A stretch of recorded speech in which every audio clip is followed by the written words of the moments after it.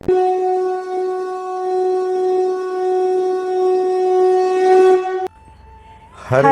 कृष्णा.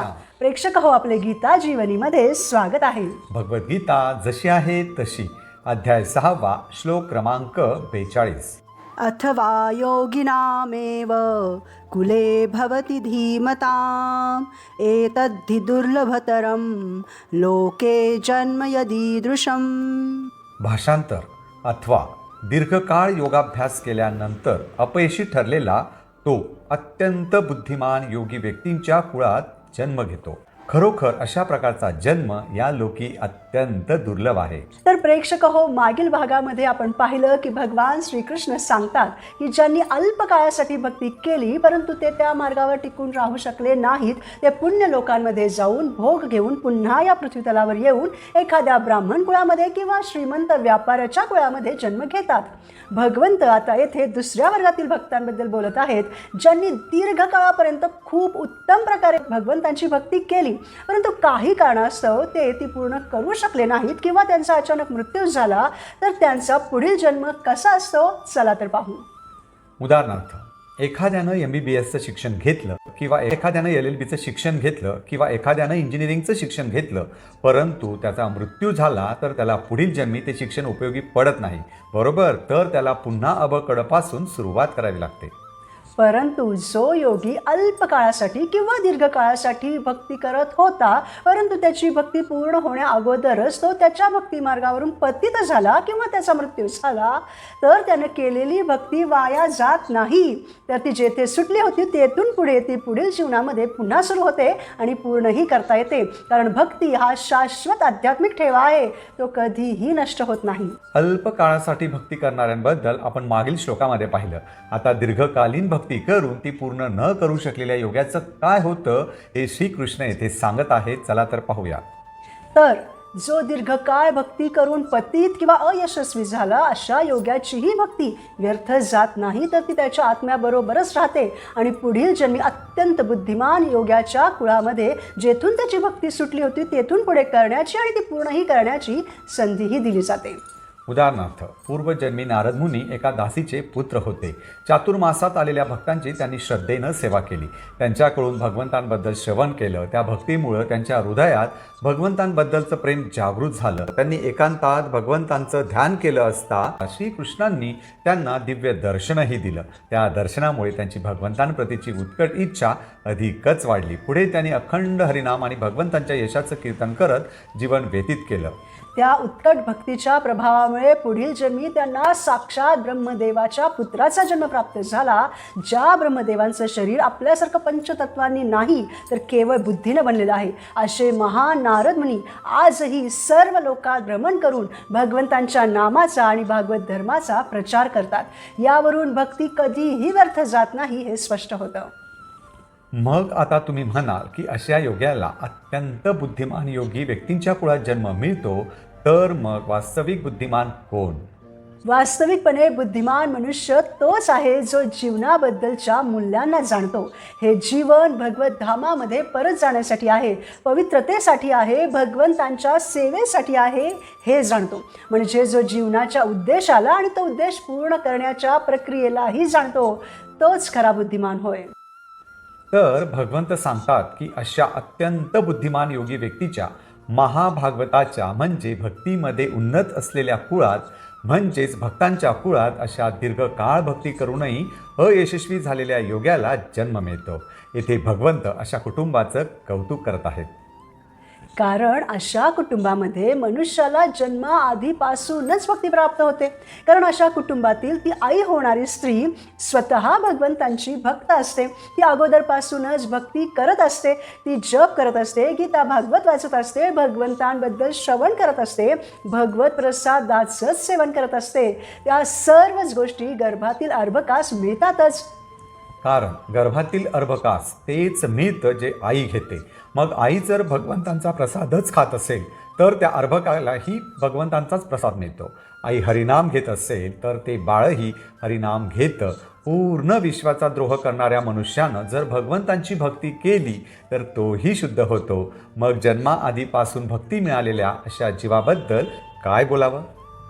अशा प्रकारे जन्माच्या आधीपासूनच त्या बालकास भक्ती मिळते आणि ते बाळ त्याची राहिलेली थोडीशी भक्ती त्यापुढे पूर्ण करू शकते.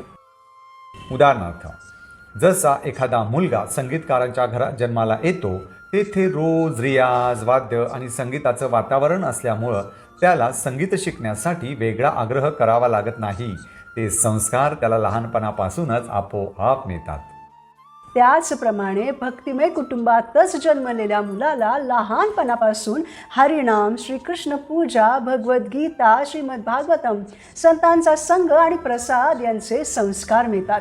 त्यामुळे त्याच्या पूर्वजन्मीच्या भक्तीचे संस्कार पुन्हा जागृत होतात आणि तो सहजपणे भक्ती मार्गाकडे आकर्षित होतो. अशा प्रकारे भक्तिमय कुटुंबातील संस्कार ही भगवंतांची विशेष कृपा आहे. म्हणून ज्यांना आज भक्ती करण्याची संधी मिळालेली आहे त्यांनी तिचं महत्त्व ओळखून ती मनापासून आणि सातत्यानं करावी. पूर्वजन्मीची अपूर्ण राहिलेली भक्ती अशा पवित्र आणि भक्तिमय कुटुंबात जन्म मिळाल्यामुळेच पुन्हा पुढे सुरू करण्याची संधी मिळते. बालपणापासूनच आध्यात्मिक प्रोत्साहन मिळतं. उदाहरणार्थ, एखाद्या मनुष्यानं मागील जीवनामध्ये भगवंतांचा प्रसाद ग्रहण करण्यापुरतीच भक्ती केली असेल आणि तो त्यातून भ्रष्ट झाला किंवा त्याचा मृत्यू झाला, तर पुढील जन्मी तो पुन्हा प्रसादच ग्रहण करण्यापासून त्याची भक्ती सुरू करू शकतो. हे केवळ वैष्णव कुटुंबामध्ये जन्म घेतल्यामुळेच शक्य होते, कारण वैष्णव भक्त प्रसादाशिवाय किंवा भगवंतांना भोग न दाखवता काहीही ग्रहण करत नाहीत. त्यामुळे त्या व्यक्तीला भक्ती जन्मापासूनच परिचित वाटते. तेथून पुढे तो नैसर्गिकरित्या भक्ती करू लागतो. उदाहरणार्थ, आपण बघतो की एखादं मूल रडत असताना हरे कृष्ण महामंत्र म्हणताच ते शांत होतं. किंवा 2-3 वर्षाच्या मुलांना भगवद्गीतेचे पूर्ण 700 श्लोक कंठस्थ असतात. आपण यूट्यूबवर असे अनेक व्हिडिओज बघतो. हो, किंवा काही मुलं खेळतानाही राधा राणी आणि कृष्णांच्या बाहुल्या ठेवतात आणि त्यांचा जो खेळण्यातला भातुकलीचा खेळ असतो त्यामध्ये काहीतरी प्रसाद बनवून तो अगोदर त्या राधा कृष्णांच्या बाहुल्यांसमोर ठेवतात, कारण त्यांनी त्यांच्या घरामध्ये असं होताना लहानपणापासून बघितलेलं असतं. यालाच म्हणतात संस्कार. किंवा काही मुलं त्यांना आपण काहीही दिलं तरी त्या अगोदर त्या गोष्टी भगवंतांना अर्पण करायला जातात, कारण त्यांच्यावर घरामध्ये बघून बघून असे संस्कार झालेले असतात की प्रत्येक गोष्ट भगवंतांना अर्पण करूनच वापरायची असते. माझ्या परिचयातील एक माताजी आहेत, त्यांची एक सुंदर सवय आहे. त्या कोणतीही नवीन वस्तू, मग तो नवीन ड्रेस असो, नवीन साडी असो, नवीन पर्स असो किंवा अगदी नवीन रुमालही, प्रथम मंदिरात जातानाच वापरतात. त्यानंतरच त्या वस्तूंचा इतर ठिकाणी वापर करतात. अशा प्रकारे त्या प्रत्येक नवीन वस्तूचा प्रथम भगवंतांच्या सेवेशी संबंध जोडतात आणि नंतरच इतरत्र त्या उपयोगात आणतात. त्याचप्रमाणे एखाद्या मुलाला नवीन कपडे, फळे किंवा खेळणी मिळाली की तो म्हणतो की हे आधी देवघरात नेऊयात आणि श्रीकृष्णांना दाखवूयात. कोणी त्याला त्या क्षणी तसं करण्यास सांगितलेलं नसतं, परंतु भक्तिमय कुटुंबातील संस्कारांमुळे हे त्याच्या स्वभावाचाच भाग बनलेलं असतं. यातून दिसून येतं की भक्तिमय कुटुंबातील संस्कार मनुष्याच्या वागण्यात नैसर्गिकरित्या प्रकट होतात. अशा वातावरणात वाढलेलं मूल प्रत्येक वस्तूला श्रीकृष्णांची कृपा मानतं आणि प्रथम ती भगवंतांना अर्पण करण्याची भावना जगतं. दीर्घकाळासाठी योगाभ्यास केल्यानंतरच अशा भक्त कुटुंबामध्ये जन्म मिळतो की जे अतिबुद्धिमान असतात, जे आध्यात्मिक जीवनाचं महत्त्व जाणतात. विशेषतः आचार्य म्हणजे जे समाजामध्ये प्रामाणिक गुरूंच्या स्थानी आहेत किंवा गोस्वामींच्या कुळात, म्हणजे जे त्यांच्या इंद्रियांचे स्वामी आहेत, म्हणजे त्यांनी स्वतः त्यांच्या इंद्रियांवर नियंत्रण मिळवलेलं आहे, जे शास्त्रांमध्ये पूर्णपणे विद्वान आहेत, ज्यांना शास्त्राचं पूर्ण ज्ञान आहे, अशा प्रशिक्षण आणि परंपरेमुळे अत्यंत बुद्धिमान आणि भक्तिभावित असलेल्या कुळांमध्ये अशा योग्यात्म्यांना जन्म मिळतो, जे पुढे जाऊन स्वतःही मोठे भक्त, आध्यात्मिक गुरु, प्रचारक बनतात. प्रभुपाद मोठ्या नम्रतेनं त्यांचं आणि त्यांचे गुरु महाराज श्री भक्तिसिद्धांत सरस्वती ठाकूर यांचं येथे उदाहरण देतात.